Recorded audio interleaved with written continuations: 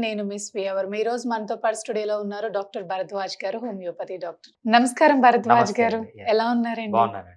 భరద్వాజ్ గారు, యాహ్! ఇప్పుడు ప్రతి ఒక్క చిన్న పిల్ల నుంచి హ్మ్. పెద్దవాళ్ళ వరకు ఏదైనా ఒక ప్రాబ్లమ్‌ని ఫేస్ చేస్తున్నారంటే పింపుల్స్. హ్మ్. మగవాళ్ళలోని అలాగే ఆడవాళ్ళలోని ఇద్దరిలో సమానంగా వచ్చేసాయి. రైట్. అసలు ఈ పింపుల్స్ అసలు ఎందుకొస్తాయి? కారణాలేంటి? రాకుండా ఉండాలంటే ఏం యాహ్! చేయాలి? యాహ్! మీరు అడిగిన క్వెషన్ చాలా మంచి క్వెషన్ అండి. ఫస్ట్ మనము చాలామంది అడిగేదేంటంటే పింపుల్స్ వస్తున్నాయి ఎలా తగ్గించుకోవాలి? ఎలా తగ్గించుకోవాలి? అని అడుగుతారు. యెస్ డాక్టర్ గారు. యాహ్! మీరు చెప్పాలి ఈరోజు. అంతకంటే ఇంపార్టెంట్ మీరు అడిగిన క్వెషన్. అసలు ఎందుకొస్తాయి?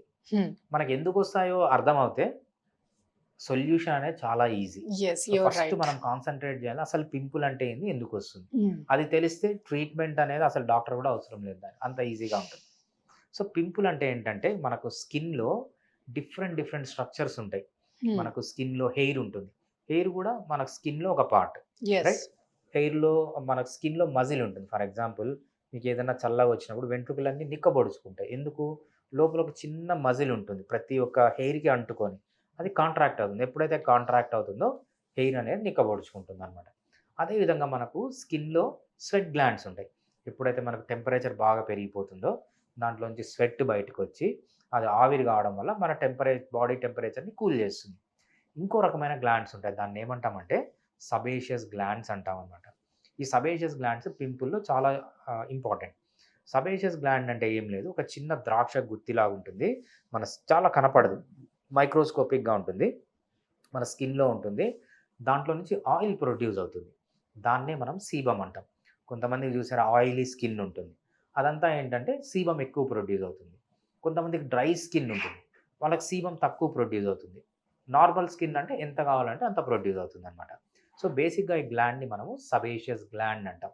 ఈ సబేషియస్ గ్లాండ్ సెక్రీట్ చేసే పదార్థాన్ని ఆయిల్‌నే సీబమ్ అంటామనమాట. ఈ సీబమ్ అనేది చాలా ఇంపార్టెంట్. ఏమేం పనులు చేస్తుందంటే సీబమ్ అనేది మనకు ఒక స్కిన్ పైన ఒక కోట్ లాగా పనిచేస్తుంది. బయట నుంచి వచ్చే వైరస్ గానీ, బాక్టీరియా గానీ, పొల్యూషన్ గానీ మన బాడీలోకి ఎంటర్ కాకుండా ఆ కోటింగ్ కాపాడుతుంది. అంతేకాకుండా దీంట్లో చాలా microbial properties, anti microbial properties so, బాక్టీరియాని చంపడము ఇవన్నీ చేస్తూ ఉంటుందనమాట. అంతేకాకుండా స్కిన్ డ్యామేజ్ కాకుండా, స్కిన్ డ్రై కాకుండా కాపాడడము. అంతేకాకుండా ఇంకా ఏం చేస్తుందంటే ఇది మెయిన్‌గా మనకు ఆహ్, డ్రై డ్రై అవ్వడమే కాకుండా స్కిన్ మనకు ఒక్కొక్కసారి కొన్ని వాటర్ రెసిస్టెంట్ లాగా మనకు స్కిన్ పైన వాటర్ పడితే లోపలికెళ్ళిపోతుంది. సో, అట్లా వాటర్ పడకుండా ఒక వాటర్ రెసిస్టెంట్ లాగా కూడా మనకు ఆ కోటింగ్ పనిచేస్తుందనమాట. ఈ సీబమ్ అనేది అంత ఇంపార్టెంట్. ఈ సీబమ్ ఎలా వస్తుందంటే మన స్కిన్‌లో ఒక చిన్న గ్లాండ్ లాగా ద్రాక్ష గుత్తులు ఎలా ఉంటాయి అలా ఉంటాయన్నమాట. దాంట్లోంచి ఒక చిన్న పైపు మన స్కిన్ పైకి ఓపెన్ అవుతుంది. కింద ఈ గ్లాండ్స్‌లో ప్రొడ్యూస్ అయిన సీబము ఆ చిన్న పైపు నుంచి మన స్కిన్ పైకొచ్చి స్ప్రెడ్ అవుతుందనమాట. ఒక్కొక్కసారి ఏమవుతుందంటే మనం చేసే పనుల వల్ల ఏదైతే చిన్న డక్ట్ ఉందో, పైప్ ఉందో ఆ పైప్ మూసుకొని పోతుంది. ఎప్పుడైతే ఆ పైప్ క్లోజ్ అయిపోతుందో కింద సీబమ్ ప్రొడ్యూస్ అవుతూ ఉంటుంది. పైన మూసుకొని పోయింది. అంటే అక్కడే అక్యుములేట్ అయిపోతుందనమాట. ఓకే. దీన్నే మనము పింపుల్స్ అంటాం. మనం ఇప్పుడు కాజెస్ చూసాం. అసలు ఎందుకు పింపుల్స్ వస్తున్నాయి? మన అడ్వర్టైజ్‌మెంట్‌లు చూడండి ఎలా ఉంటాయి. లిరిల్ సోప్ అడ్వర్టైజ్‌మెంట్ మంచి స్మెల్ వస్తుంది అంటాడు. సో, మన పాత కాలంలో మన పూర్వీకులు ఎప్పుడూ ఇట్లాంటి సోపులు వాడలేదు. మన స్కిన్ అంతా ఓపెన్‌గా ఉండేదనమాట. అప్పుడు బాగా దాంట్లో వచ్చిన సీబమ్ అంతా బయటకొచ్చేది. ఎప్పుడైతే మీరు సోప్ వాడతారో, ఆ చిన్న సోప్ పీసెస్ ఏవైతే ఉంటాయో, అది పోయి ఆ సబేషియస్ గ్లాండ్స్‌ని క్లోజ్ చేస్తుంది. ఎప్పుడైతే ఆ సబేషియస్ గ్లాండ్ క్లోజ్ చేస్తాయో, లోపల ఉన్న సీబమ్ బయటికి రావట్లే. అది పింపుల్‌గా మారుతుంది. సోప్ వాడడము, లేకపోతే ఫేస్ వాష్‌లు వాడడము. ఎస్పెషల్లీ విమెన్‌లో మేకప్ వేసుకోవడం.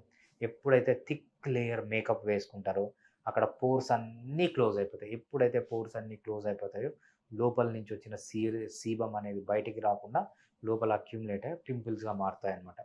స్కిన్ హెల్తీగా ఉండాలి, డ్రైగా బాగా చిన్న పిల్లల స్కిన్‌లాగా ఉండాలి అంటే ఫస్ట్ చేయాల్సింది కెమికల్స్ అన్నీ స్టాప్ చేయాలి.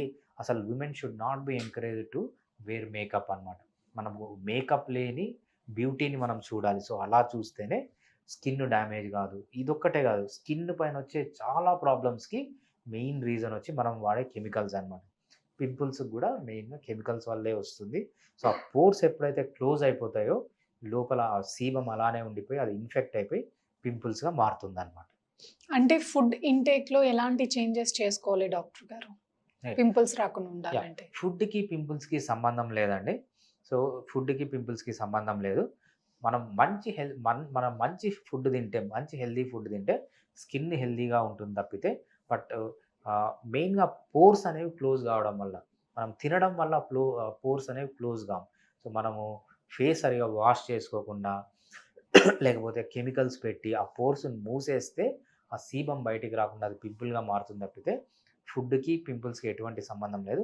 బట్ డెఫినెట్గా మంచి ఫుడ్, మంచి నిద్ర, మంచి ఎక్సర్సైజ్ ఉంటే స్కిన్ అనేది యంగ్గా ఉంటుంది అనమాట. ఇప్పుడు హోమియోపతిలో ఎటువంటి ట్రీట్మెంట్ ఉంటుంది డాక్టర్ గారు? ఈ పింపుల్స్ ఒకవేళ ఎంత కేర్ తీసుకున్నా తగ్గకపోతే గనక?